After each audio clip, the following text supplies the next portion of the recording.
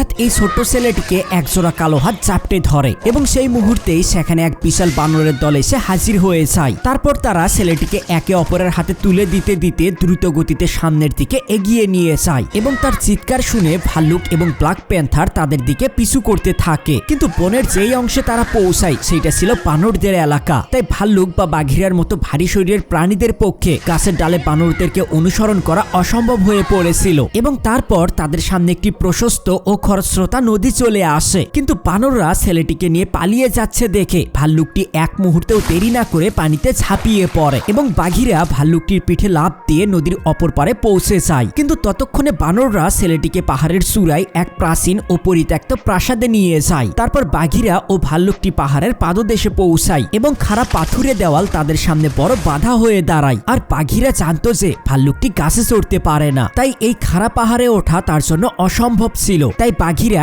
একাই যাওয়ার সিদ্ধান্ত নেয়। কিন্তু ভাল্লুকটি তার প্রিয় বন্ধু মোগলিকে বাঁচাতে বদ্ধপরিকর ছিল এবং জীবনে কখনো পাহাড়ে না চড়া সত্ত্বেও ভাল্লুকটি নিজের ভয়কে জয় করে খাড়া পাথর বেয়ে উপরে উঠতে শুরু করে। এরপর পাহাড়ের চূড়ায় সেই জরাজীর্ণ প্রাসাদে মোগলিকে আনা হয় এবং এইটা একসময় মানুষেরই তৈরি প্রাসাদ ছিল। আর এই প্রাসাদের ভিতরে চারিদিকে ছড়িয়ে ছিল ফলমূল এবং অদ্ভুত সব যন্ত্রপাতি। তাই মোগলি যখন কৌতূহল হয়ে এই সব কিছু দেখছিল, ঠিক তখনই বানররা ভয়ে দূরে সরে যায়। আর তখন মোগলির পিছন থেকে একটি বিশালাকার হাত বেরিয়ে এসে মাটি থেকে একটি ফল তুলে নেয় এবং সামনে দাঁড়িয়ে ছিল এক দানবীয় বানর, যার একমাত্র স্বপ্ন ছিল গোটা জঙ্গলের উপর রাজত্ব করা। বন্ধুরা, এই ভিডিওর পার্ট 5 দেখার জন্য এই ভিডিওতে একটি লাইক করে চ্যানেলটি সাবস্ক্রাইব করুন।